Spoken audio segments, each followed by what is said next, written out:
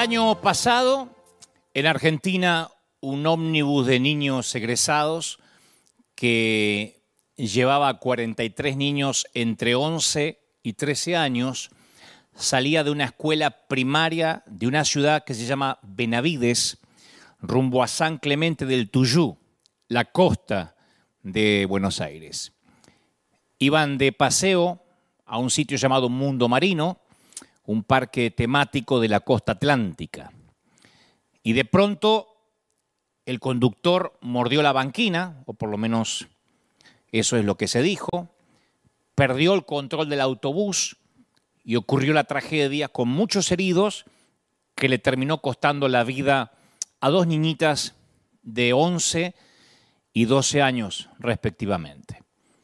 Es apenas un ejemplo de cientos de tragedias que incluyen niños, podría incluir ancianos o todo tipo de gente inocente. Cuando estas cosas pasan, uno se pregunta por qué no le sucedió a un grupo de adultos, qué sé yo, que iban en una camioneta rumbo al casino. ¿Por qué a niños? Fue un accidente que ocurre a diario, con dos niñitas como víctimas fatales, pero nada comparable a la devastación de un terremoto en California, un tsunami en Indonesia, una tragedia aérea en Ucrania, que también le cuesta la vida a cientos de inocentes. Pero aún así, una tragedia común como esta, en un autobús escolar, hacía aflorar preguntas intrincadas, ¿no? Como cuando un niño entra con un arma a la escuela y provoca un caos que le cambia la vida a decenas de familias para siempre. Entonces uno se pregunta, ¿por qué niños inocentes merecen una espantosa muerte en la ruta? O morir en un día escolar, en el colegio, porque alguien lleva un arma. Dios estaba tratando de decirles algo, estaba enviándoles una advertencia a sus padres, a sus amigos. ¿Será que Dios baja, retuerce un poco las ruedas de los ómnibus escolares y después observa mientras se precipitan? ¿Será que Dios traza una línea roja con un marcador a través de un mapa de Florida para marcar el recorrido exacto de un tornado? Allí, esta casa sí, que el tornado mate a la niña de 6 años, pero no toques la casa de al lado, mata a la abuela, pero salva al vecino del costado. ¿Será que Dios programa la tierra como un videogame, experimentando con mareas, con tragedias, tsunamis, temblores, huracanes? ¿Es así como Dios nos premia o nos castiga a nosotros, sus víctimas indefensas? Claro, cuando yo digo las cosas de esta manera, las preguntas suenan a sacrilegio, ¿no? A una herejía.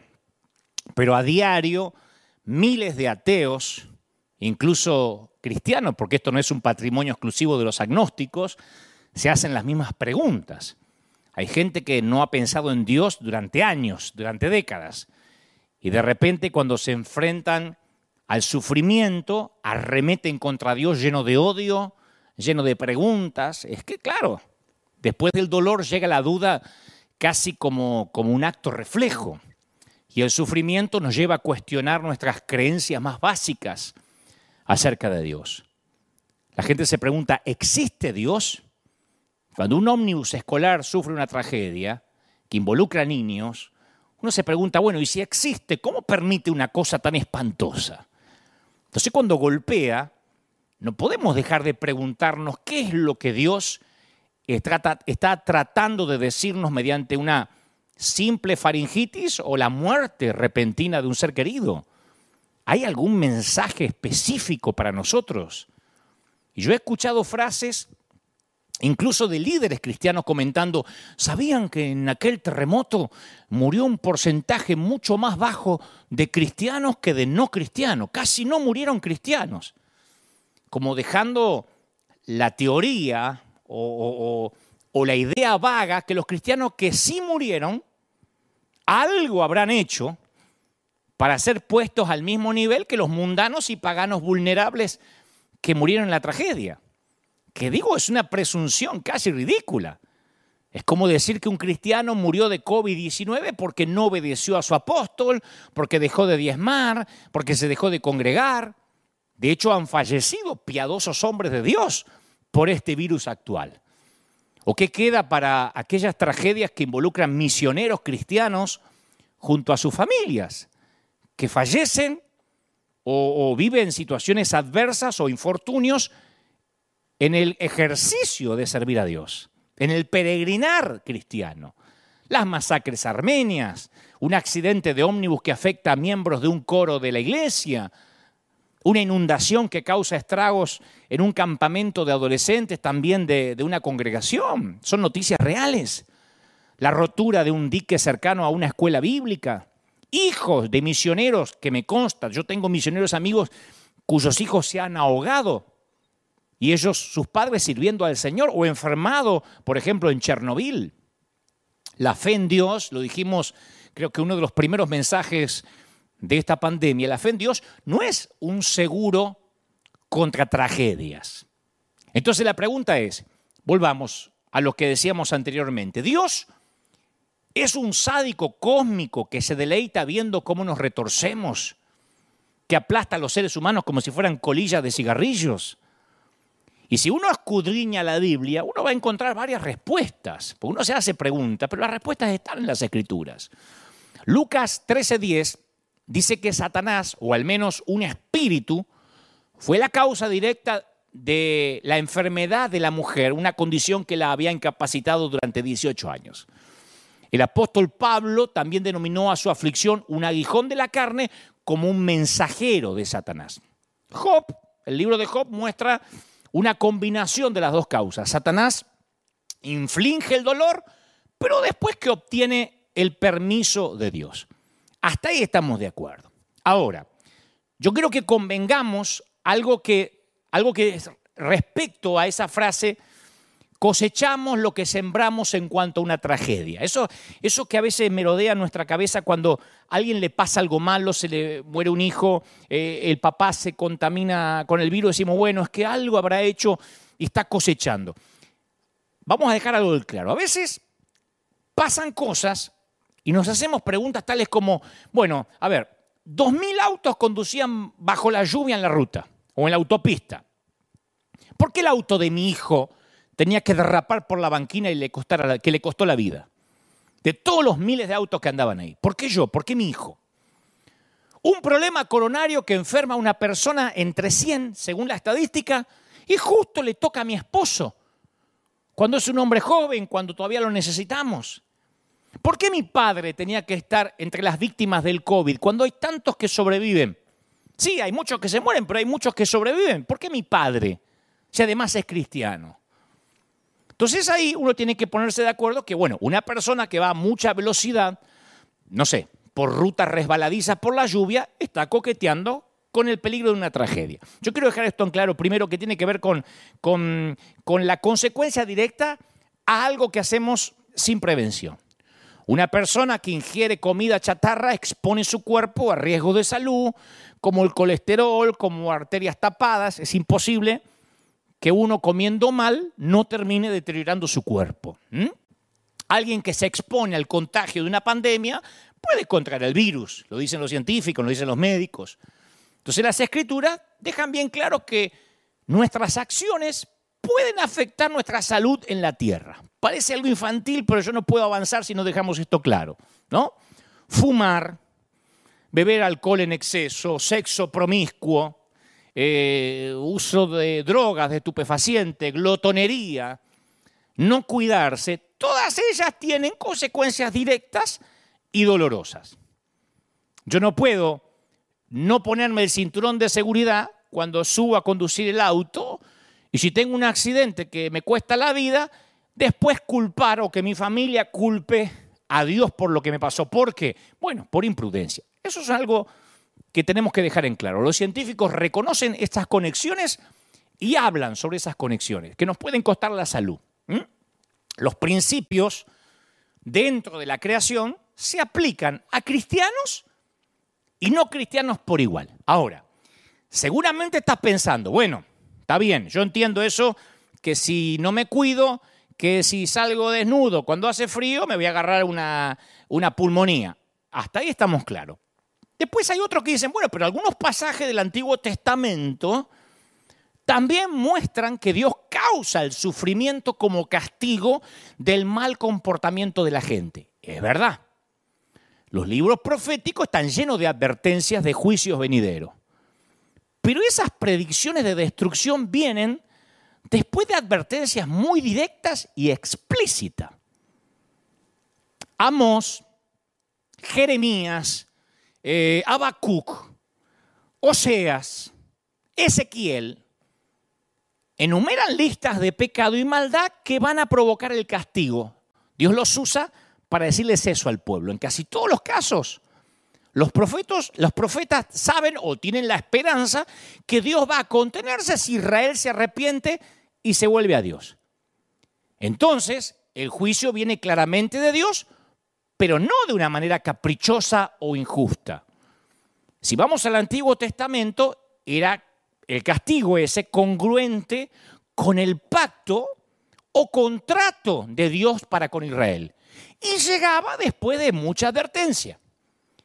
Y a mí me sorprende como muchos cristianos aplicamos este principio en la actualidad. La fatídica frase, algo habrás hecho, que duele. Algo habrás hecho. Nos vamos al Antiguo Testamento y decimos, ¿ves? Mirá lo que le pasó y fíjate lo que le pasó a Israel. Fíjate que desobedeció y fíjate cómo le vinieron las plagas. Algo habrás hecho. Durante la dictadura militar de Argentina, por si no lo saben los de otros países, mientras miles de ciudadanos eran torturados y asesinados por las fuerzas de seguridad, el gobierno de facto, los medios afines de entonces al poder se construyeron un relato donde el que desaparecía misteriosamente, que después eran asesinados, era porque estaba metido en algo raro. Y una gran mayoría repetía ese discurso hegemónico, convencido de que los hijos de esas mamás que clamaban justicia, de esas madres, algo habrán hecho para ser enemigos del Estado y que hayan desaparecido misteriosamente.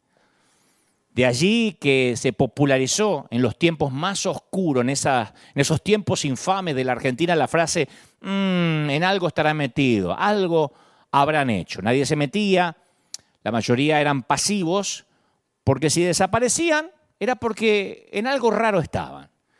Ahora imagínense cuando esa frase también es llevada a la vida espiritual. Es catastrófico. Porque te enfermas y llegan al hospital los hermanitos con su regalo. Algo habrás hecho para que te pase esto. Caen los hermanitos con que capaz que por algún pecado oculto. O te acusan, no habrás orado lo suficiente, te está faltando fe. Y lo peor es cuando capaz te lo dice un líder o te lo dice un pastor en el cual dispensamos nuestra confianza. Y te dice, esto te está pasando porque te fuiste de la congregación. O esta enfermedad te vino, o tú estás pagando con tu hijo porque te fuiste sin la bendición, o te quité la cobertura, qué sé yo. Pero hay una gran diferencia entre el sufrimiento que la mayoría de nosotros puede padecer, un infarto, un virus, incluso un accidente de autobús, a los castigos del Antiguo Testamento.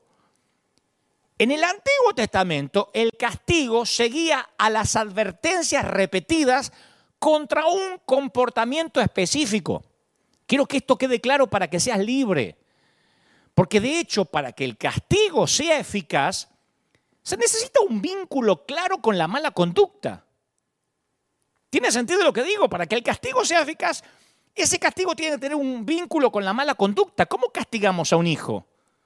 ¿Cómo le ponemos penitencia? Por cuanto no ayudaste a poner la mesa, por cuanto trajiste una mala nota, hoy no tocas el iPad. Ahora, pensá en un padre que castiga a un chiquito pequeño.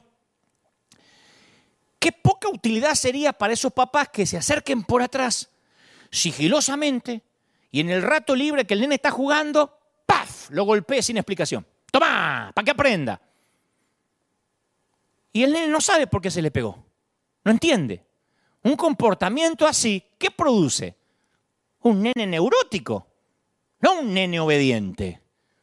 Porque no tiene idea por qué se lo está castigando. El castigo tiene que estar relacionado inmediatamente, hasta una mascota sabe eso. Si uno quiere entrenar a una mascota y lo quiere castigar porque ensució dentro de la casa y no hizo lo que tuvo que hacer afuera, uno tiene que inmediatamente, pegado a lo que hizo, o la recompensa o el castigo para que la mascota entienda. Si uno va cuando la mascota está durmiendo, ¡pah!, y le pega, no sabe por qué se le está pegando. El pueblo de Israel sabía por qué estaba siendo castigado.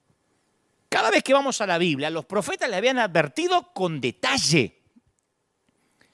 El faraón de Egipto sabía exactamente por qué las 10 plagas habían sido enviadas contra su tierra.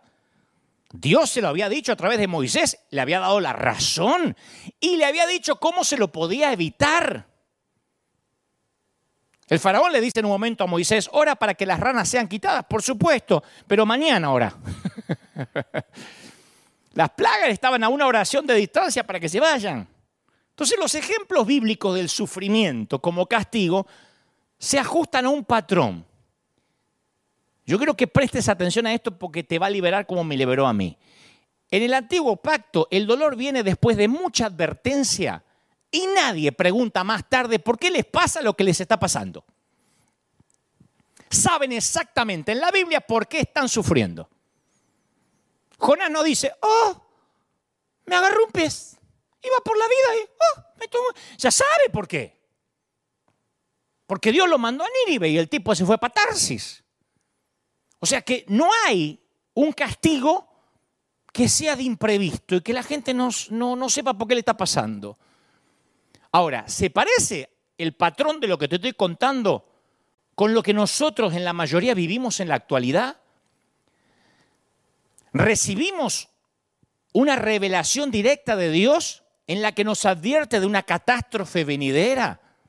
Vino tu sufrimiento personal empaquetado con una explicación clara de Dios.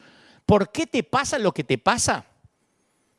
Tu papá morirá de COVID-19, pero es porque te lo advertí hace un año durante toda la semana, todos los días. Vos me estás diciendo, no, eso no me pasó. Bueno, si no es así, si estás confuso por lo que te está pasando, tenés por seguro que esto no es una reprimenda de Dios. Porque cuando Dios habla, señores, es claro. Los predicadores somos vuelteros para hablar, pero Dios habla claro. No es, ¿qué me querrá decir? Yo siempre estoy en contra de eso. Tuve un sueño con 3 bestias apocalípticas y una suegra que aparecía de atrás. ¿Qué me querrá decir Dios? Nada, que comas menos antes de irte a dormir. Porque Dios habla claro. La Biblia está llena de historias de personas que sufrieron, pero que definitivamente no estaban siendo castigadas por Dios. Y esto hay que dejarlo claro. A lo mejor es el juicio de Dios, algo habrás hecho. Pero en la Biblia estaba claro. El faraón no estaba diciendo, ay, ¿por qué hay moscas? ¿Por qué hay moscas? ¿Por qué hay ranas? Si Dios se lo advertía. Y si no sabes por qué estás viviendo, lo que estás viviendo no es algo que Dios te está queriendo decir, porque Dios habla claro. Ningún padre castiga a su hijo fuera de contexto, porque no sirve. Insisto, genera hijos neuróticos, no obedientes. Ahora, ¿qué dice Jesús? Este Jesús que estamos viendo con ojos nuevos domingo a domingo. Bueno, Jesús nunca dio un sermón sobre aceptar la mala suerte que te tocó en la vida. Nunca vamos a ver a Jesús que se acerca a una persona pobre o enferma y le dice, aguantate la medicina que Dios te dio. Jesús era sensible a la gente que sufría y se dedicaba a solucionarlo. Jesús usó sus poderes sobrenaturales para sanar, nunca para castigar. Y los milagros de sanidad le gustaban a la multitud. Pero como una vez les conté aquí mismo, Jesús se negó a hacer de esos milagros el centro de su ministerio. Y hasta a veces vamos a ver que Jesús parecía como hasta, no sé, reacio a intervenir. Y les decía a sus seguidores que realizaba las señales solo porque ellos las necesitaban. Ahora, ¿cómo lidió Jesús con la pregunta, ¿quién es responsable de este sufrimiento? ¿Por qué me pasa lo que me pasa? ¿Por qué a fulanito se le murió el hijo? ¿Por qué a menganito se le murió la madre? Y lo más claro sobre esta pregunta aparece en Lucas 13. Lucas 13. Es uno de los pasajes, a mi criterio, más ocultos de los evangelios. Yo esta semana hice una suerte de encuesta con los muchachos de la oficina Y les dije, ¿usted sabe lo que dice en Lucas 13? Le conté la historia y me decían, yo no lo había visto nunca. Y son gente que estudian la Biblia, ¿eh? No son neófitos. Pero en Lucas 13 le preguntan a Jesús sobre dos acontecimientos que habían aparecido en los periódicos del día. Dos acontecimientos de actualidad que habían despertado una discusión local. Dos acontecimientos, dos tragedias. Habían estado los titulares del Jerusalem Post. Uno fue sobre un hecho de opresión política en el cual soldados romanos asesinaron a miembros de una minoría religiosa. Algo totalmente injusto. El gobierno invasor, el gobierno de facto, el gobierno el imperio, el gobierno romano asesinó a una minoría religiosa. El otro titular está en Lucas 13. Era un accidente de construcción que mató a 18 personas. Se derribó una torre. 18 personas, que capaz que era una señora que iba a comprar algo al mercado,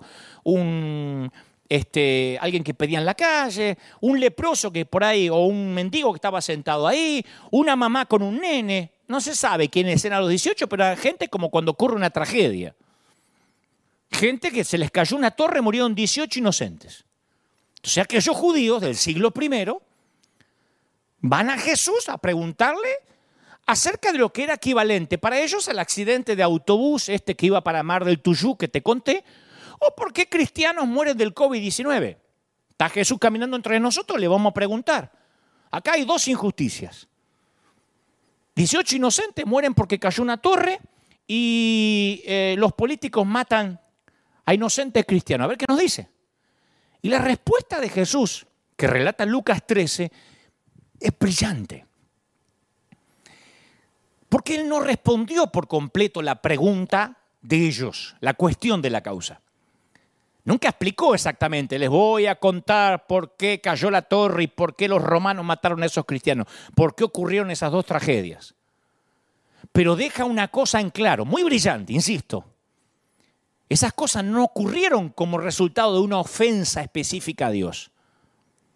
Les dice, ¿piensan ustedes que estos galileos, por haber sufrido así, eran más pecadores que ustedes o que todos los demás? Les digo que no. ¿Piensan que esas 18 víctimas que fueron aplastadas por la torre de Siloé hicieron algo malo y eran más culpables que todos los demás habitantes de Jerusalén? Les digo que no. O sea, lo que Jesús estaba diciendo es, no hay necesidad de preguntarse por qué esa gente vivió la calamidad. Jesús dice claramente que las víctimas, en este caso, no realizaron nada inusual que los hiciera merecer ese destino. Eran iguales que las otras personas. Él no lo dijo, pero capaz que la torre se cayó porque estaba mal construida, culpa del arquitecto, culpa del albañil, capaz que no tenía mantenimiento. Y cuando cayó una torre, lamentable, lastimosamente, había 18 personas alrededor. Creo que Jesús hubiese respondido de manera similar a la tragedia del autobús, que es una de las que te conté. Hay muchas tragedias aún peores, con más víctimas. Jesús diría, ¿creen que esas niñas que murieron eran peores pecadoras que otras adolescentes? Capaz que el autobús chocó por un error del conductor, una falla mecánica, porque el conductor se quedó dormido, por una falta de revisión vehicular, por la mala condición de la ruta, no sé. Pero en el pasaje de Lucas 13 Jesús no se detiene ahí. Él se vale de ambas tragedias, la torre y los políticos que mataron a la minoría religiosa, para señalarles las verdades eternas revelantes a todos. Le dice, a menos que ustedes se arrepientan, todos van a morir igualmente. Bajo una torre, por los romanos, de viejo, de cáncer, de COVID-19, de una hemorroide mal curada, todos se van a morir. Les dice que nosotros, los espectadores de las tragedias, de la catástrofe, tenemos tanto que aprender del hecho como las víctimas. Una tragedia tiene que alertarnos para que estemos preparados en caso de que seamos las próximas víctimas del derrumbe de una torre, de un acto de terrorismo, de un avión que se cae, de un infarto o de un virus o de una gripe mal curada. La catástrofe, nos une a la víctima y a los espectadores en un llamado al arrepentimiento. ¿Y qué nos recuerda? Que la vida es breve. Bajo una torre, en un autobús, en un auto que le fallan los frenos o en una mala gripe nos podemos ir. ¿Está claro? Yo he estado con cristianos enfermos que se desesperan con la pregunta, ¿qué es lo que el Señor trata de enseñarme? ¿Qué me trata de decir? ¿Cómo puedo tener más fe para sanarme de esta enfermedad? ¿Qué tengo que hacer para que Dios me sane? Pero no creo que Dios nos está tratando de decirnos algo específico cuando algo nos duele. El dolor y el sufrimiento son parte de nuestro planeta. Y los cristianos no estamos exentos. La vida duele. Claro, a veces sabemos por qué nos enfermamos. Poco ejercicio, mala dieta, contacto con un germen. Pero el sufrimiento nos dice a toda la humanidad de que algo está mal en este planeta y que necesitamos la intervención de Dios, que somos peregrinos en esta tierra. Otra historia similar en los evangelios, esta más conocida, Juan 9. Los seguidores señalan a un hombre ciego de nacimiento, ¿se acuerdan? Y le preguntan, ¿quién pecó? Ellos querían la teología de la ceguera. ¿Quién pecó, este o los padres? En otras palabras, ¿por qué merece la tragedia de ser ciego? Y Jesús no duda, responde sin vuelta. Dice, ni este ni sus padres. Los discípulos querían mirar hacia el pasado, encontrar la razón. Jesús les redirecciona la dirección, apunta hacia el futuro. Y responden a una pregunta diferente, ¿con qué fin? Y eso, creo, ofrece un claro resumen sobre el problema del dolor. Yo sé que estás sufriendo. Hay mucha gente pasando situaciones de escasez financiera, de enfermedad, de divorcios. Pero mirar retrospectivamente en la búsqueda de una causa, algo habré hecho. Mirar en la búsqueda de una causa, de un motivo, no brinda una respuesta que nos calme el dolor o la ansiedad. Pero sí lo que te está pasando plantea la esperanza para el futuro, que incluso el sufrimiento puede ser transformado o redimido. ¿No es esa la promesa de Romanos 8:28? Y sabemos que a los que aman a Dios, todas las cosas le ayudan ¿a qué? A bien. Esto es conforme a los que a su propósito son llamados. O sea, Dios promete hacer bellas todas las cosas, no cada cosa. Todas las cosas, no cada cosita, todas las cosas. Capaz que los sucesos aislados pueden ser malos, pero el resultado final, dice Pablo a los romanos, es bueno. Tu final va a redimir toda la historia, te lo prometo, como en una película, donde uno dice, se va a morir, no va a zafar, va a terminar mal, y al final todo se redime. Pasa que nosotros no vemos el plano completo, señalamos a nuestro hijo enfermo, vemos unas muletas, la hambruna, la escasez y decimos, no, esto no hace sentido. Pero ¿no será que hay alguna explicación que no alcanzamos a comprender? ¿No creemos que las maravillas del cielo van a ser capaces de hacer que una vida llena de dificultades, de momentos álgidos, sean buenas, que tenga sentido?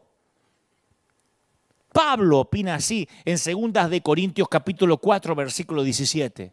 Él dice, ¿por qué esta leve? Habla de la vida, 70, 80, 90 años.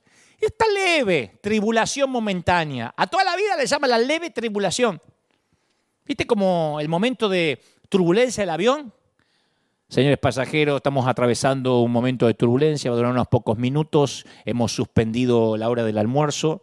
Cuando pasemos las turbulencias y estemos otra vez a altura crucero y confortable, serviremos el desayuno o el almuerzo, lo que sea. No dice, estas turbulencias van a ser eternas, por ahí nos morimos todos. Una turbulencia. Y él dice, esta leve turbulencia momentánea produce en nosotros un cada vez más excelente y eterno peso de gloria. ¿No es maravilloso? El abordaje más exhaustivo del tema, yo quiero que escuches si estás pasando crisis, como dice un viejo mensaje mío, yo sé que estás en crisis porque me lo dicen tus ojos. Aquel mensaje situación límite. El tema más exhaustivo, más abordado de manera más a fondo en la Biblia aparece en el libro de Job, justo en el medio del Antiguo Testamento. Job es el hombre más recto, era el hombre más recto y más espiritual de su época. Amaba a Dios con todo su corazón, dicen las Escrituras. Y Dios lo elige para demostrarle a Satanás cuán fieles pueden ser algunos seres humanos. Pero si hay alguien que no merece sufrir a consecuencia de sus acciones, es Job. A Job no se le puede decir, algo habrás hecho. Job era un tipo impoluto, santo, casi un argentino. No, eso es broma. Pero aunque parezca increíble, a Job le pasan una serie de calamidades terribles que dejarían en la lona a cualquiera, un knockout a cualquiera. Saqueadores, fuego, bandidos, un fuerte viento que le arrasa el rancho, le destruye las posesiones. De la numerosa familia de Job sobrevive su esposa, que la verdad que no sabemos para qué sobrevivió, porque la tipa no ayuda en nada. Y después de una segunda etapa de pruebas, Job padece úlceras malignas, se llena de lepra, se rasca las heridas, gime. Hasta ese momento Job ha creído en un Dios amoroso y justo, un Dios ecuánime. Pero claro, los hechos no le concuerdan. Como a mucha gente que me está viendo ahora, la teología no te cierra.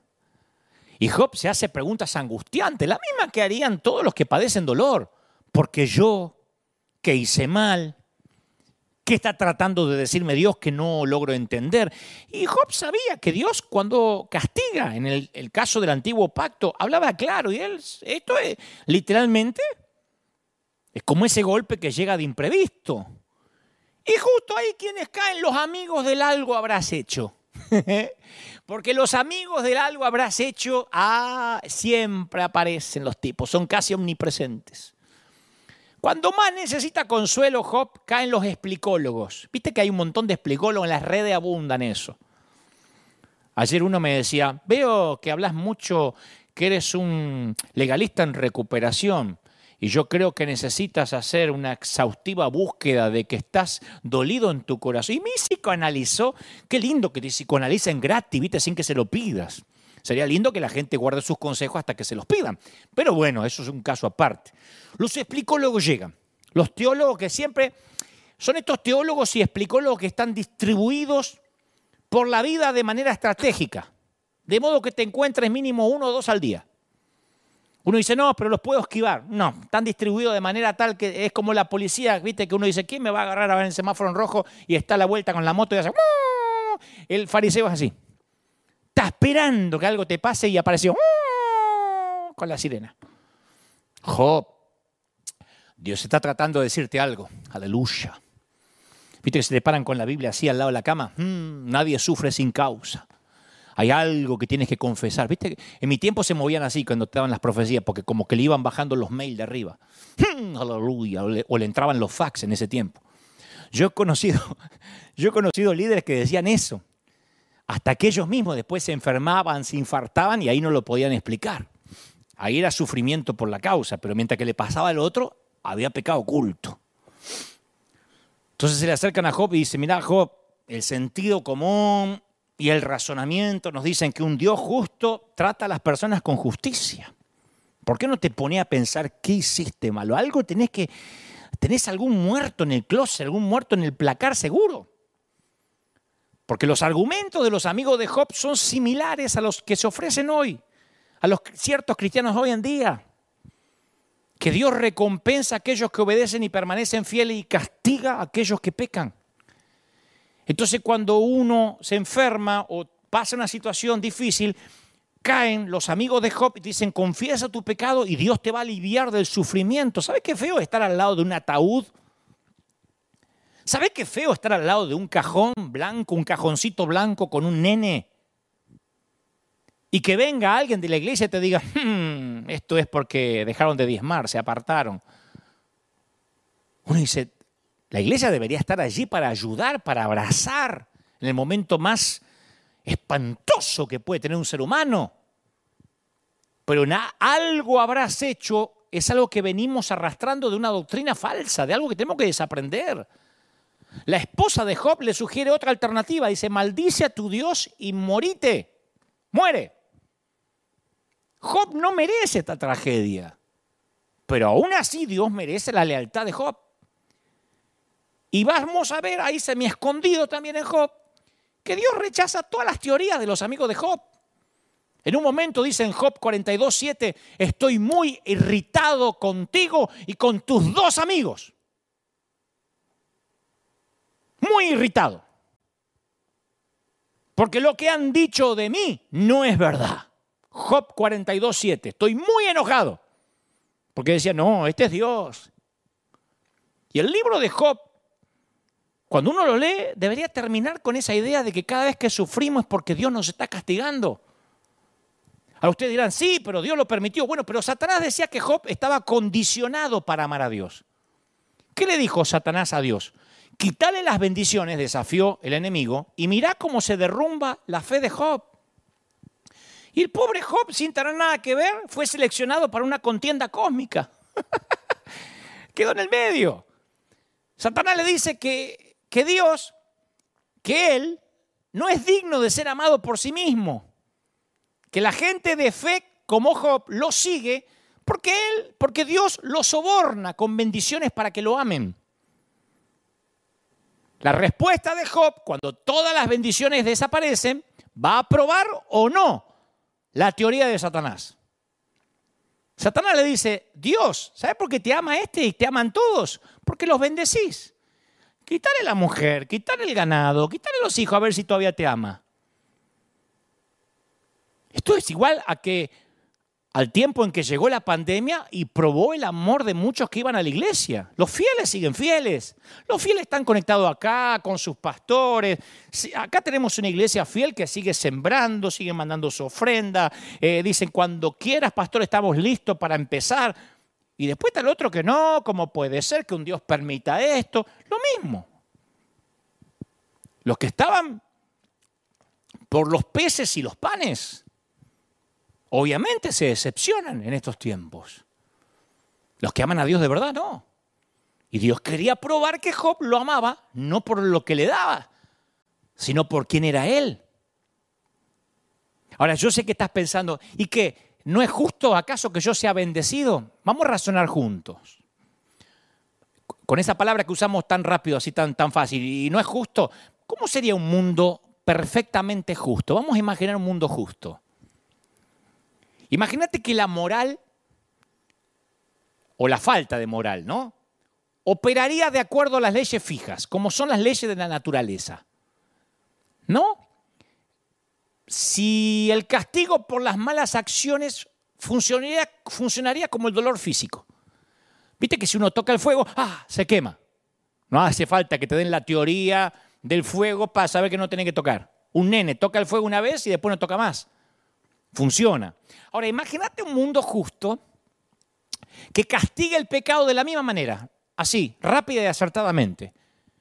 Extendés la mano para robar y obtenés una descarga eléctrica, no podés llegar al banco. De la misma forma, un mundo justo recompensa el buen comportamiento.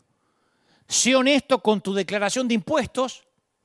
Si estás en Estados Unidos, el IRS, Hacienda, AFIP, en Argentina, lo que sea, y Dios te da salud eterna y nunca te enfermas como si fueras una foca maestrada que recibe un pescado.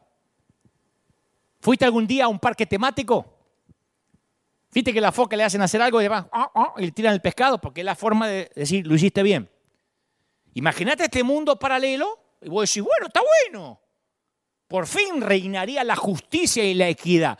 Pero hay un problema con este mundo tan ordenado y justo. No representa lo que Dios quiere lograr aquí en la tierra. Porque Él quiere un amor sin condiciones. Tal como cualquiera quiere el verdadero amor. Nadie quiere que lo amen por la plata, por la casa. Si este mundo funcionara de acuerdo a las reglas fijas y justas, no habría libertad real y lo que es peor, ni siquiera habría amor real.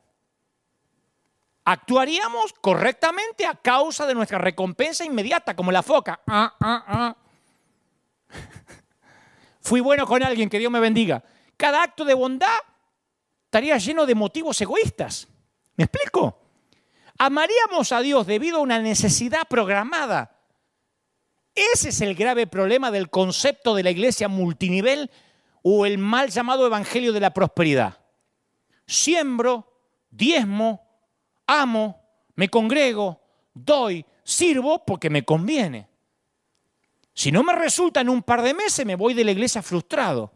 Porque a mí me dijeron que haga un pacto y que Dios me va a dar 100 veces más. Y esto no es una máquina tragamonedas. Dios no es Las Vegas. Dios no es el genio de la lámpara que froto y me cumple los deseos. Dios, el esposo, se retrata en las Escrituras como un novio cortejando a la novia.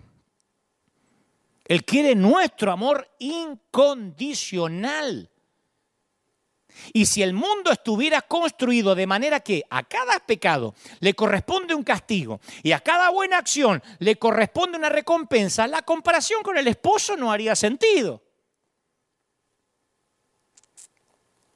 La analogía más próxima a esa relación sería la de una mujer mantenida, consentida, sobornada, escondida bajo 7 llaves en una habitación para que su amante esté seguro de que no le va a ser infiel.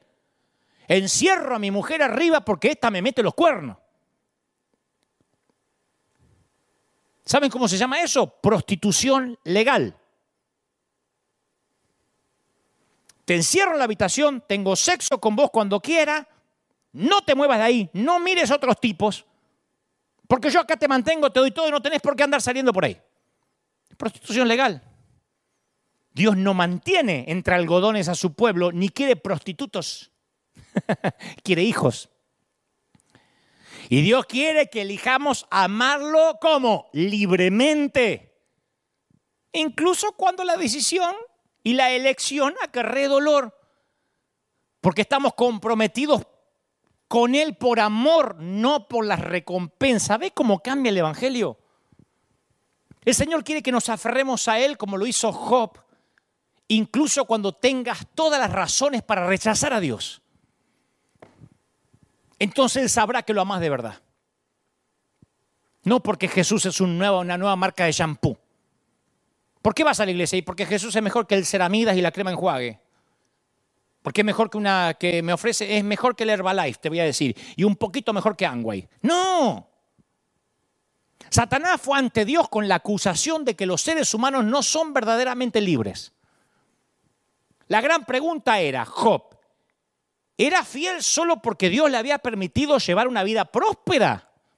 ¿Job es fiel porque se pudo comprar un auto 0 kilómetros? ¿Porque se pudo construir la casa? ¿Porque los hijos le salieron todos sanos? Pero Job no buscó al dador a causa de sus beneficios. Porque cuando todos los beneficios le fueron quitados, él siguió buscando al dador. Pensá en un ejemplo de un padre sobreprotector. Un papá que no quiera que su hija tenga ningún dolor en la vida. No quiero que mi hija nunca camine sola. No, pero tiene que dar sus primeros pasitos. No, se va a caer. Y así la nena crece, tiene 10 años, 12, 15, 20. Él la lleva a cualquier lugar que ella quiera ir, pero no deja que camine nunca. La coloca en un carruaje. Con el tiempo la nena o la niña mimada, ya mujer, se convierte en una inválida. Es incapaz de dar un paso, totalmente dependiente del padre. Un padre así, sin importar cuán amoroso y afectivo fuese, termina por fracasar en su tarea más importante, que es la de hacer crecer una persona independiente hasta que se convierta en adulto, ¿sí o no? ¿No es la tarea que tenemos como padre? Sería mucho mejor para la hija misma que el padre diera un paso al costado y la dejara caminar, aun cuando esto significa que ella se va a tropezar. Pero a veces nosotros queremos más que un padre en el cielo, queremos un abuelo en el cielo. Nos comportamos como los nietos de Dios, que nos consienta en todo. Y si no, le hacemos un berrinche de nieto. Yo quería que Dios me bendiga porque yo diezmé. Me voy a utilizar donde me dejan servir. Dios no es un abuelo. Dios quiere hijos que lo amen. Volviendo al tema, ¿por qué te pasa lo que te pasa? ¿Por qué me pasa lo que me pasa? Es peligroso y ni siquiera es bíblico que te tortures tratando de encontrar el mensaje de Dios en tu dolor. ¿Sabe cuál podría ser el mensaje? Que vivimos en un mundo con leyes establecidas como todos los demás. Subo a un 8º piso, me tiro, me mato. ¿Y cómo Dios no me sostuvo? Porque la ley de la gravedad funciona para cristianos y para no cristianos. En nuestro ámbito cristiano, principalmente el evangélico, siempre ha habido 2 grandes errores. Y lo digo como autocrítica porque soy un legalista en rehabilitación. El primer error es cuando atribuimos todo el sufrimiento a Dios y todo lo que nos pasa es un castigo. Hablamos de eso recién. El segundo error, casi más grave que el anterior, es justamente lo opuesto. Suponer que una vida con Dios no incluye sufrimiento. Y si sufrís es porque algo habrás hecho. Algo habrás hecho. Como dije hoy, justo cuando necesitas esperanzas y fuerza para combatir la enfermedad, lo que algunos hermanitos te ofrecen es una dosis helada de culpa y de duda. El otro día veía algunos live o algunos líderes, algunos colegas a quien quiero y respeto mucho, pero que decían, es que algo habrán hecho, aquellos que se están muriendo, hombres de Dios que se mueren de COVID-19, revisen su vida. ¿De verdad? Hombres de Dios han muerto siempre de cáncer, de tumores, de accidentes. Me consta. Ni hablar de los discípulos, de los mártires de la iglesia. Ahora, si aceptamos que el sufrimiento proviene de Dios como una elección, Dios me está leccionando como lo hace, por ejemplo, el Islam, entonces vivamos resignados. No nos vacunemos nunca contra nada, el polio, el HIV, la malaria, la peste bubónica, el cáncer, la fiebre amarilla, el COVID-19. ¿Para qué vamos a luchar contra ellos si son los agentes que Dios nos envía para darnos una lección? Bueno, aprendamos la lección. ¿Para qué vamos a usar tapabocas? O distancia social, o orar por una vacuna. Resignémonos si eso es lo que Dios nos dice. Jesús mismo pasó sus días en la tierra combatiendo la enfermedad. Nunca Jesús dejó entrever que había que resignarse y no luchar.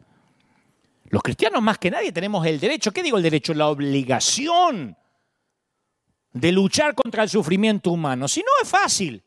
No, ¿qué vamos a mandar inyección financiera al mundo? Deja que se mueran de hambre, es una lección que Dios está mandando. Si no aprenden con el hambre, vamos a alimentar los hijos pródigos. Ah, mira vos.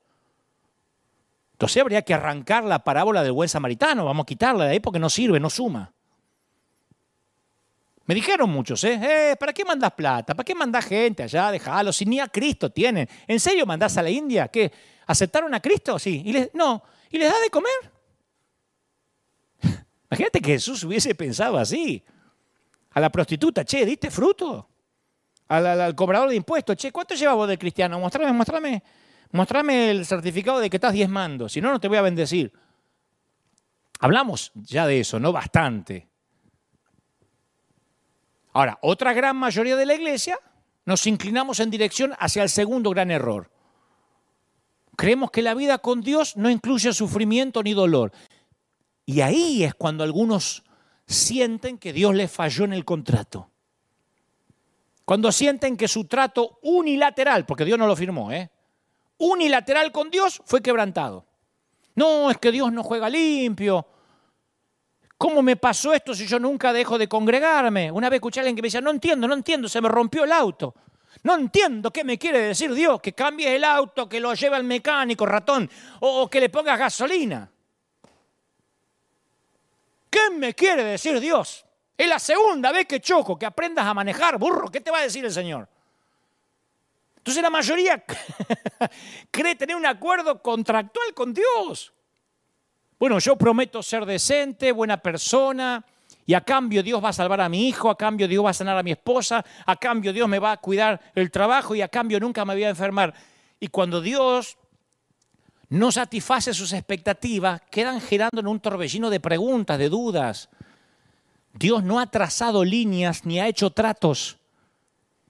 Incluso cuando las cosas van mal, Hasta hay algunos que se olvidan cuando las cosas sí van bien. Las palabras de José a Faraón hablan de eso. Después llegarán 7 años de un hambre tan intensa que se olvidarán de la prosperidad de Egipto. La hambruna será tan grave que borrará el recuerdo de los años buenos. José vio en aquel sueño ambas épocas, la de la abundancia y la escasez, y ambas bajo el paraguas de la jurisdicción divina. No es que en una estaba Dios y en la otra no estaba Dios. ¿No es esta la promesa de Romanos 8:28? Y sabemos que los que aman a Dios, todas las cosas les ayudan a bien. Esto es a los que conforme a su propósito son llamados. Dios promete hacer bellas todas las cosas. Insisto, el suceso aislado puede ser malo, pero el final es bueno. El final siempre redime una historia plagada de drama.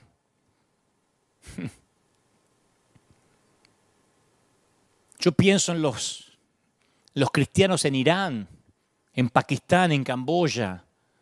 Difícilmente pueden llegar a vivir la teología de vida próspera y feliz.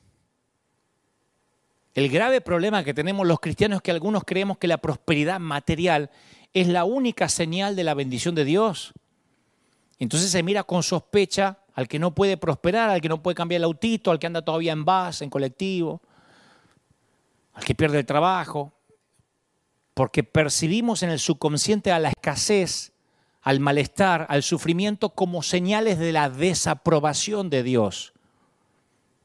Y eso es grave, porque hay gente en nuestros continentes que capaz que nunca va a tener su propia casita, capaz que nunca va a tener su auto. No los estoy maldiciendo, es gente que... Mi papá, voy a hablar de mi papá nunca tuvo un auto 0 kilómetros, mi papá nunca en la vida salió de esa casita que era tan chiquita que si entraba un endemoniado se liberaba porque entraba el demonio o la persona, los dos no entraban.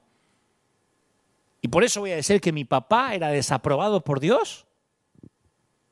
Lo mismo sucede con la sanidad. Les damos mérito a los que han sido sanados milagrosamente, los mostramos en televisión, y decimos que la sanidad está disponible si tan solo la reclaman para todo el mundo. Y yo no estoy, de ninguna manera estoy subestimando la maravilla de la sanidad divina. Acá hemos visto sanidades impresionantes. Mi mamá fue sanada de cáncer. Dios me la regaló 40 años más de la fecha que tenía para morir. Pero obviamente los milagros no ofrecen una solución permanente al problema del sufrimiento. ¿Cómo lo sé? Y si la tasa de mortalidad es exactamente igual para los cristianos que para los no cristianos. 100%. Decía Woody Allen, no te tomes la vida tan en serio que nadie llega vivo al final de ella. Todos en algún momento vamos a tener ojos que necesitan lentes, huesos que se pueden fracturar, dientes que reemplazar, próstatas que se agrandan. Menopausia que no perdona, aun cuando te hayas tenido una vida muy cuidada. La vejez es la suma de un cuerpo que se va deteriorando, ¿o no? Es la suma de microenfermedades, la vejez. Yo no veo como cuando era un pibe. ¿Y eso qué significa? Mis dedos cada vez están más torcidos. Significa que estoy avanzando en edad. Los cristianos también se enferman de cáncer, de virus. Compartimos plenamente el sufrimiento de este mundo. Yo no estoy diciendo que Dios no sana, yo estoy diciendo que el énfasis moderno en la sanidad milagrosa tiene el efecto secundario de hacer que aquellos que no son sanados se sientan como que Dios no los ama tanto o que los pasó por alto. ¿Has estado alguna vez en una campaña o mirando por tele una noche de milagros? ¿Quién se lleva el mayor aplauso? Bueno, Jesús, ya sé. Pero ¿qué milagro provoca el mayor aplauso? El que tira las muletas. ¿Qué no podía hacer? No podía caminar. Corra para allá, corra para acá, agáchese. ¿Qué tenía? Me dolía la espalda. Agáchese, haga lo que no podía hacer. Pero ¿cuántos hay ahí? ¿Cuántas viejas hay ahí? Perdonen, que no se pueden agachar. ¿Cuántos regresan a sus hogares en sus sillas de ruedas preguntándose apesadumbrados, ¿por qué mi fe me falló? ¿Qué hice mal? Y a veces se le atribuye a la falta de fe y a veces que ni siquiera hubo nadie que los hizo pasar adelante.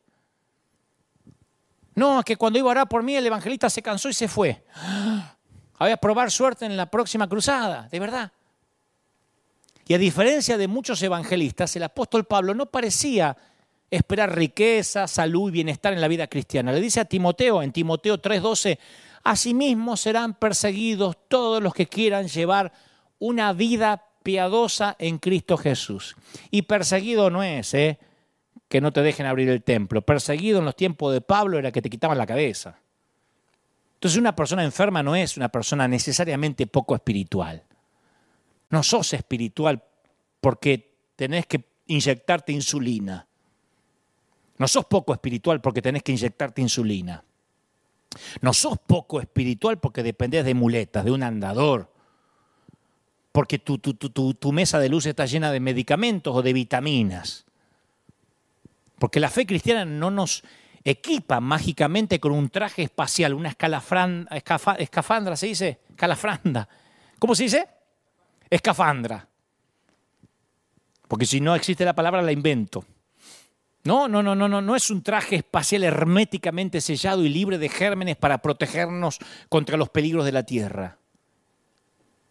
Porque eso nos impediría identificarnos con el mundo. Un lujo que Dios no le permitió a su propio Hijo. Sostener la idea que convertirte en cristiano te garantiza salud y prosperidad es lo que Dios le refutó a Satanás en la vida de Job. Uno va a Hebreos 11 y el autor recopila una lista de personas fieles a lo largo de los siglos. Y la mayoría de los santos mencionados en la primera parte del capítulo reciben liberación milagrosa. Isaac, José, Moisés, Rahab, Gedeón, David. Pero la segunda parte del capítulo menciona a otros que fueron torturados, encadenados, apedreados, cortados en dos. Y Hebreos 11 nos da un detalle de ese segundo grupo. Iban de un lugar a otro con pieles de ovejas y cabras, indigentes. Indigentes, fíjate vos, si le podés decir a alguno de estos tipos que Dios no los bendecía o que Dios no los amaba. Errantes por desiertos y montañas, vivían en agujeros en el suelo. Y el capítulo dice de manera terminante, aunque todos obtuvieron un testimonio favorable mediante la fe, ninguno de ellos vio el cumplimiento de la promesa. Sin embargo, le agrega un valor, le da un valor agregado, una valoración de Dios sobre los que pusieron sus esperanzas en un mundo mejor, en una patria celestial. Por lo tanto, Dios no se avergonzó de ser llamado su Dios. Capaz que la iglesia se avergonzó de ellos porque eran indigentes, porque vivían en cuevas. Dios no se avergonzó y les preparó una ciudad. Eso es leer la Biblia con ojos nuevos. Dios no se avergonzó de ellos. Si dice Dios no se avergonzó es porque había gente que sí se avergonzaba de ellos. Algo habrán hecho. ¿De dónde viven? ¿En agujeros? ¿Con qué se viste? ¿Con pieles? Sí, algo habrá hecho. ¿Qué son indigentes? ¿Andan errantes? Y algo habrán hecho. Por eso los busca el gobierno. Algo habrán hecho. Muchos se habrán avergonzado de ellos. Dios no se avergonzó y les preparó una ciudad. Y los pone en la galería de los héroes. Volvamos a Jesús. Pensá un instante en la vida de Jesús.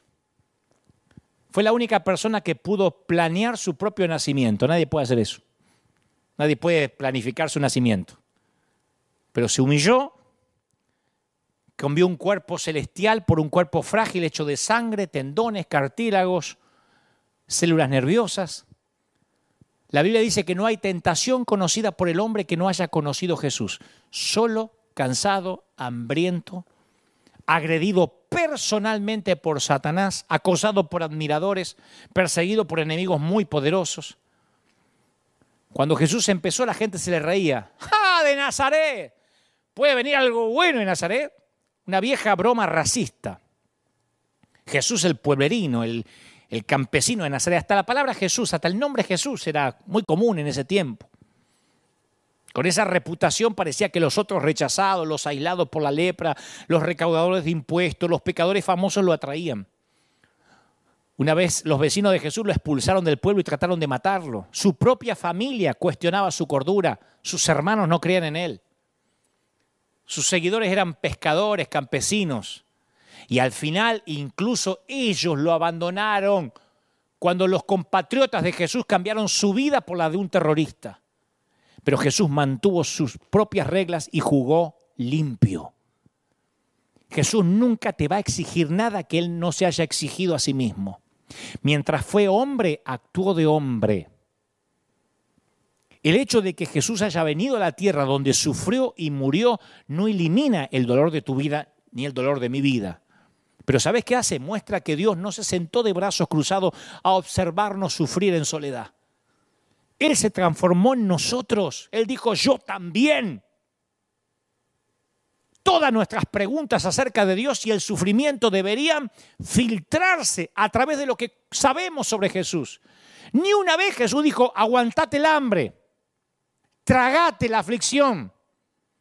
Cuando su amigo Lázaro murió, Jesús lloró. Presionó con sus dedos la piel lacerada del leproso. Sintió las lágrimas de la mujer pecadora que lloró. Inclinó su oído al clamor de los hambrientos. Detuvo su trabajo para atender las necesidades de una mamá afligida. Él no retrocedió, él no corrió, él no se aisló ante la presencia del dolor humano. No pasó por este mundo dentro de una burbuja, ni predicó desde una isla desierta, aséptica, libre del dolor, no andaba con tapabocas. Él tomó de su propia medicina, jugó con sus propias reglas. ¿Qué hay en tu casa? ¿Discusiones sin sentido en la familia? Jesús la vivió. ¿Viviste acusaciones crueles de gente espantosa que te dice cosas horribles en internet? Jesús supo de esos aguijonazos. ¿Una muerte sin sentido hay en tu seno, en tu hogar? Observa la cruz. Él no exige nada de nosotros que no haya experimentado por sí mismo. La forma de la respuesta de Jesús tendría que convencernos de que Dios no es un Dios que disfruta vernos sufrir. Yo dudo que los discípulos hayan ido a Jesús con las preguntas al estilo, ¿no te importa nada? La única vez que le dicen, no te importa que perecemos es en el barco, en plena tormenta. Pero cada día recibían evidencia de sus preocupaciones, observaban el rostro de Jesús. Y cuando el mismo Jesús se enfrentó al sufrimiento, reaccionó como cualquiera de nosotros lo haría. ¿Sabes qué hizo? Trató de esquivarlo. Preguntó 3 veces si no había otra manera.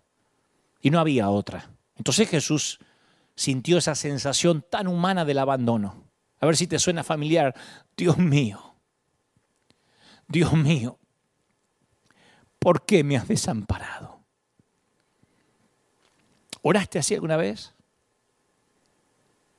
La última noche de Jesús en la tierra luchó contra el miedo, la impotencia, las mismas fronteras que confrontamos en nuestro dolor.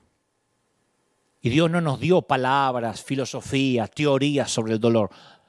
Dios nos dio a sí mismo. Porque una filosofía podría explicar algunas cosas difíciles, pero no tiene el poder de cambiar las cosas. La historia de la vida de Jesús promete el cambio. Dios no estaba ahí arriba observando los hechos trágicos maquinados acá abajo. Dios estaba en Cristo reconciliando al mundo en sí mismo, porque de tal manera amó Dios al mundo que dio a su Hijo unigénito para que todo aquel que en él crea no se pierda, sino tenga vida eterna.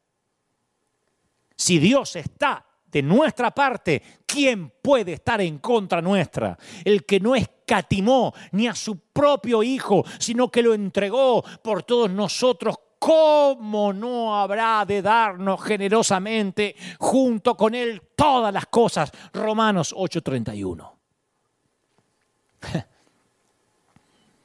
Durante su encuentro más íntimo con los discípulos, la última comida, la que se llama la última cena, Jesús hace una declaración. Muchachos, en este mundo va a haber aflicciones, se va a poner fea la cosa. Pero anímense. Yo vencí al mundo. ¿En qué iglesia ponemos un cartel? Las cosas se van a poner feas cuando se van. Despídanse, saluda a su hermano. Dios te bendiga y recuerden, esta semana va a estar bravísima, ¿eh? Los van a perseguir, algunos capaz que los corten en dos. Tranquilo, Jesús venció al mundo. No vuelve nadie.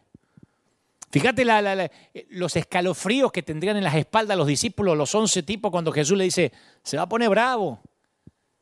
Pero esos ex cobardes salieron a las calles y cambiaron el mundo. Pablo dijo, de hecho, considero que nada se compara a estos sufrimientos actuales con la gloria que se va a revelar, le dice Romanos 8:18. Jesús es el ejemplo perfecto de todas las lecciones bíblicas acerca del sufrimiento. Por Jesús nunca puedo decir, algo habrá hecho. Estás sufriendo porque algo, metiste la pata en algo y no lo querés confesar. Jesús no pecó y sintió dolor. ¿Cómo voy a decir que algo hiciste necesariamente? Te voy a decir esto una vez. Dios nunca prometió que los tornados iban a dejar de pie tu casa y se iba a llevar volando la del vecino pagano. Mucho menos prometió que los microbios del virus iban a enfermar al católico, al musulmán y al judío y al evangélico no. No estamos excluidos de las tragedias de este mundo, Dios mismo no lo estaba. Acordate que Pedro recibió una reprimenda muy fuerte de parte de Jesús cuando le dijo, me niego a que sufras, Señor. Nosotros vemos el dolor como un agravio y también así lo vio Jesús. Y es por eso que realizó sanidades milagrosas. Pero en Getsemaní su oración no fue, gracias Señor por esta oportunidad para sufrir. Él rogó con desesperación si había un escape, pero aún así estuvo dispuesto a sufrir en pos de una meta más grande. ¿En qué sería diferente si Jesús hubiese venido a la tierra como Superman? Como un héroe de Marvel, ¿no? Siempre digo, ¿en qué sería diferente si Jesús en vez de nacer en un pesebre, cayera como, ¿se acuerdan cómo Terminator llegaba al mundo que caía así? ¡Ta! Y dice, vengo a salvar al mundo, ¿no? Y le roba la chaqueta de cuero a alguien, se pone anteojos oscuros y sale a matar malos. ¿Qué hubiese pasado si no hubiera muerto, si simplemente hubiese ascendido al cielo mientras que lo está juzgando Pilatos? ¿Dónde fue? ¿Dónde fue? Ascendió al cielo. ¡Oh! Era Dios. Pero al no exceptuarse a sí mismo, al haber aceptado deliberadamente lo peor que el mundo tiene para ofrecer, eso nos da la esperanza a vos y a mí que Dios puede transformar nuestro sufrimiento, cualquiera sea que tengamos que enfrentar. Y a causa de su muerte y resurrección podemos decir con confianza que no hay prueba, no hay enfermedad, no hay divorcio, desempleo, quiebra, pena, que escapen a su poder transformador. Yo me siento más seguro que Dios realmente entiende mi dolor, porque no tenemos un sumo sacerdote incapaz de compadecerse de nuestras debilidades, dice Hebreos 4:15, sino uno que ha sido tentado en todo de la misma manera que nosotros, aunque sin pecado. ¿Escuchaste? Tenemos un sacerdote que se graduó en la escuela del sufrimiento, que trata con paciencia a los ignorantes y extraviados, ya que él fue sujeto a debilidades humanas. Qué lindo que a causa de Jesús Dios comprende tu dolor y el mío. Nuestras lágrimas se transforman en sus lágrimas. No estás abandonado.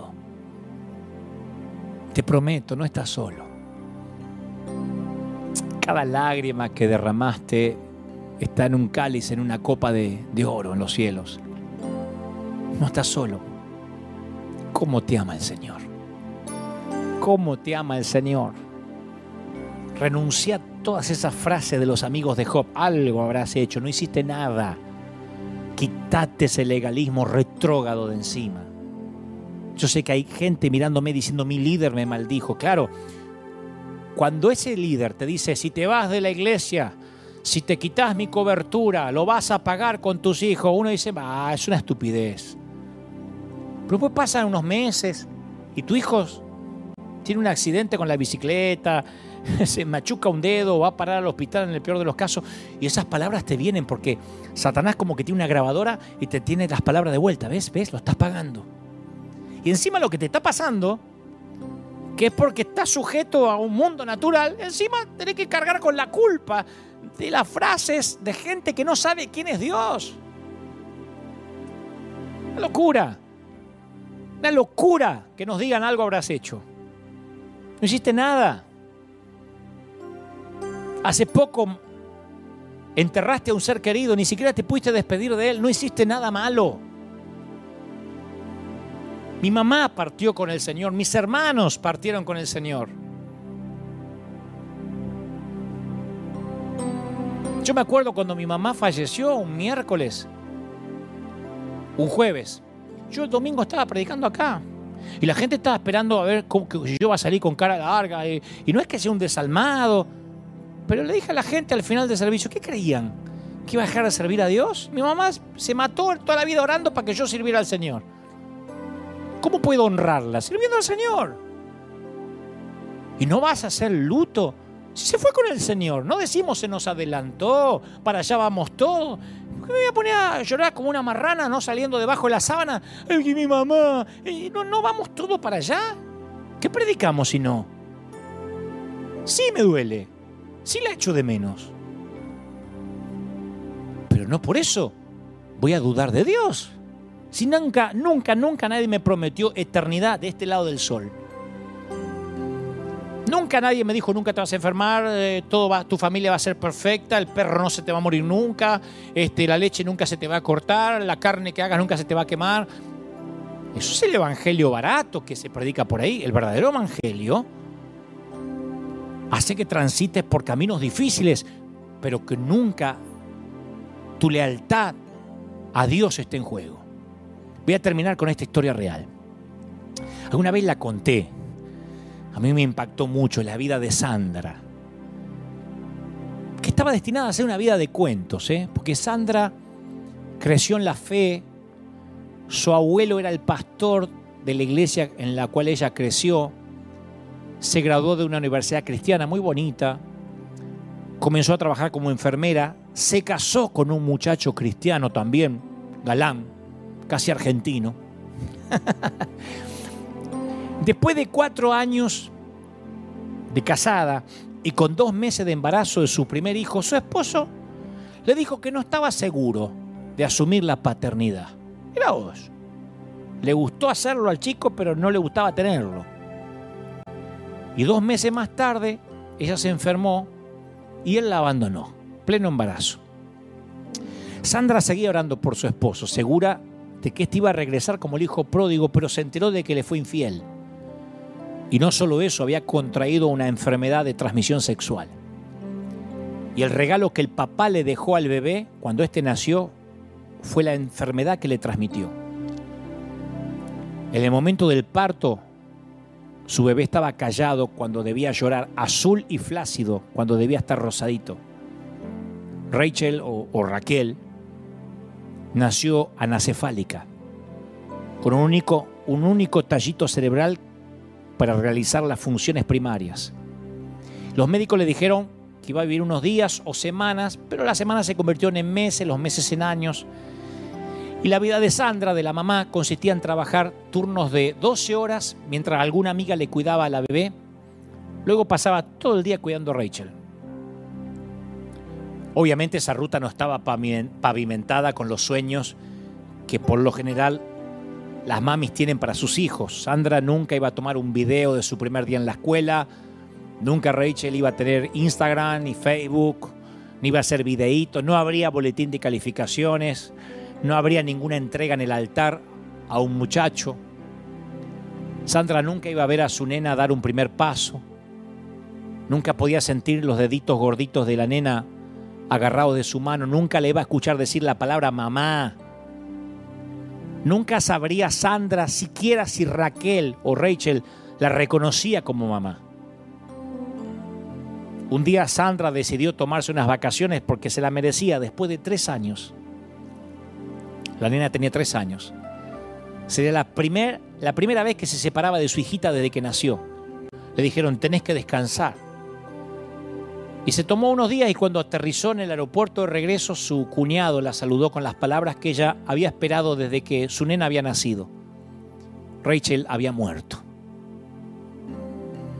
Y el papá nunca vino al funeral, nunca preguntó por su hija, nunca dijo perdón. No fue hasta que pasaron 6 años que Sandra pudo leer el diario que llevó durante la vida de su hijita. Y en su mayoría de las hojas era ¿por qué? ¿Por qué? ¿Por qué? Sandra dijo, en ese momento no había respuesta, todavía no tengo ninguna. Es un camino oscuro, es un camino difícil. Sin embargo, pregúntale a Sandra hoy si ella hubiera preferido que Rachel no naciera. Y te va a decir, no, es inconcebible. Ella cuenta que mientras que cargaba a esa niña experimentaba una comunión muy profunda que no podría describir con palabras humanas. Cuenta que aprendió a amar más allá de las limitaciones, de las imperfecciones, a mirar al espíritu de esa nena y amarlo. No se arrepiente ni un solo día de haber traído a Rachel a casa y colmarla de amor. Es más, tuvo que perdonar a un esposo que nunca le pidió perdón, que nunca apareció y nunca mereció su perdón. Tuvo que perdonarlo porque la alternativa era vivir en la prisión del resentimiento y ella no quería. Tuvo que perdonarse a sí misma por la amargura, la oscuridad, las limitaciones, las posibilidades de escoger que ya no volvería a tener. Y de una extraña forma tuvo que hacer algo como perdonar a Dios por no responder su oración honesta y no darle una bebé sana. Pero nuestra esperanza del verdadero evangelio, ¿sabes qué dice? Que lo que le pasó a Sandra no fue una catástrofe con un final espantoso. ¿Quién se atrevería a decirle estupidez a Sandra? Mirar a la nena y decirle, y algo habrás hecho. ¿No tuviste sexo antes del matrimonio? Porque Rachel no fue meramente un accidente genético defectuoso, un pedazo malo de ADN que confinó a la nena a ser un breve accidente sin significado en el esquema humano. Nuestra esperanza dice que lo que le sucedió a Sandra y a Rachel es parte de una historia que no terminó aquí. Nuestra esperanza dice que un ADN defectuoso no tiene la última palabra. Esa enfermedad no tiene la última palabra. Nuestra esperanza no dice que hay que correr una noche de milagros y si no ocurre el milagro está fregado. Dice que un día Sandra y Rachel se van a sentar en una mesa donde cada una sabrá quién es la otra y las palabras de gratitud de esa nena que no pudieron fluir aquí van a fluir allá. Y las extremidades que colgaban flácidas e inútiles en este mundo van a ser bellas y fuertes allá. La mente que aquí fue timada va a florecer con una creatividad y una inteligencia brillante allá. Nuestra esperanza dice que aquel que hace cirugía reconstructiva todavía no terminó y va a llegar el día en que esa muñeca de trapo que vivió poco y pasó inadvertida en este mundo, que nunca tuvo una red social, va a resplandecer por la eternidad con una gloria que ahora no podemos imaginar ni comprender. La esperanza dice que estamos, la esperanza cristiana dice que estamos en nuestro camino de la tragedia hacia una historia de gloria. Vamos en camino. Sí, es un camino irregular, camino con rodeos, pero destinados a la gloria. Sandra escribió, tuve muchas semanas tratando de entender por qué un Dios amoroso me permitiría a mí, una chica que se crió en la iglesia, vivir estas cosas. Y la única conclusión a la que pude llegar fue que tengo que renunciar a los límites que me autoimpuse.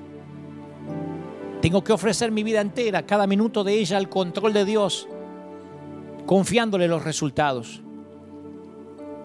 Mi familia y yo estamos en las manos de Dios.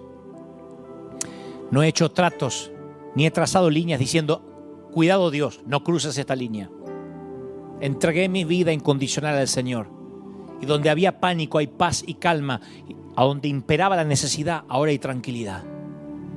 Mi querido, lo que venga le va a dar significado a lo que te está pasando ahora. Deja que Dios termine su trabajo. Deja que el compositor concluya su sinfonía. Si no la termina acá, la última hoja de la partitura estará allá. Y vos me decís, y entonces, Dante, ¿cuál es el pronóstico? Sencillo. Lo que ha sido tu vida y la mía hasta ahora. Días buenos, días malos. Pero Dios está en todos los días. ¿Y sabes qué? Pensándolo bien, tal vez sí, Sandra, algo habrá hecho. Pero ¿sabés qué fue? Amar a Dios incondicionalmente. Serle leal a Dios a pesar de estar rota. Voy a orar por ti. Si quieres recibirlo en el corazón, solo tienes que correr hacia Él y decir, Señor, entra en mi vida. Cámbiame. De verdad. No te ofrezco soluciones mágicas, sino el verdadero evangelio.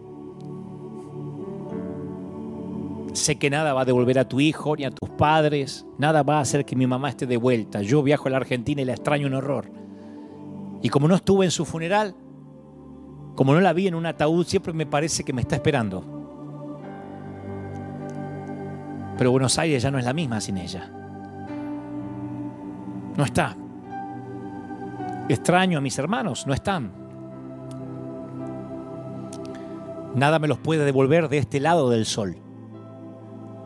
Pero he aprendido a que el Señor prometió aflicción, pero que yo no iba a pasar nada que Él no haya pasado, que Él se ponía como ejemplo. Y entonces ahí sí la vida cristiana tiene sentido. Ojalá Dios te prospere, pero ¿y si no? ¿Seguirás amando a Dios? Voy a orar para que Dios te sane. ¿Y si no? No es que Dios falló ni te falló la fe. Acá hay gente que ha sido sanada milagrosamente y otros confinados en sillas de ruedas. Tenemos un lugar para ellos. Hay gente que usa prótesis, gente con dentaduras postizas, gente con lentes, con muletas, gente inyectándose insulina, gente que necesita un medicamento, gente que toma pastillas para el colesterol, rotos, sanos, enfermos, enteros, quebrados. Todos son nadie. Y a todos los ama el Señor por igual. Y dice, yo he venido para un reino que no tiene nada que ver con lo que ustedes conciben como un reino. Estoy hablando de una vida con el Señor. Estoy orando ahora, quiero que te pongas de pie, porque esta presencia de Dios es fuerte, es maravillosa. Y lo que está ocurriendo aquí está ocurriendo en tu hogar ahora. Oro por los que ahora están pasando situaciones que hasta el momento no le encontraban explicación. Y te has preguntado si le has fallado a Dios. No ayudaron las frases, las maldiciones que quisieron soltar sobre ti. Pero las maldiciones, para que tengan poder, les tienes que dar permiso.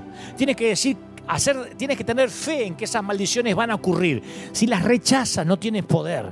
Si las rechazas, no tienen asidero. Dile, Señor, a partir de ahora renuncio a aquellas frases que me dijeron en la sala del hospital. Esas frases ridículas que me dijeron cuando caminaba por el panteón, por el cementerio. No escuche ni siquiera esa propia voz que te ha dicho, esto es el pago por lo que hiciste.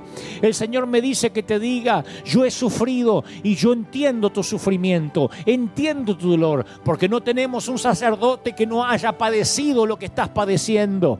Así que estoy orando por los que tienen problemas familiares, por los que se han divorciado, por los que terminaron un matrimonio. El Señor me dice que te diga que hay mucha gente señalándote, diciendo algo habrás hecho, no cuidaste el matrimonio, habrá habido infidelidad, quién sabe qué hubo detrás. El Señor me dice que te diga, yo sé que te amo y yo sé que esto ocurrió no porque necesariamente hiciste algo malo. Tal vez las cosas no funcionaron, tal vez algo pasó en el camino, se desgastó, y el Señor me dice que te diga, yo no te suelto, yo estoy contigo. Sé que los legalistas no les gusta esto, pero el Señor me está mostrando a gente que está ahora en sus casas llorando, quebrados, porque se habían sentido indignos, rotos, sucios, porque sintieron de que Dios no los amaba, porque eso le dijeron muchos, algo hiciste.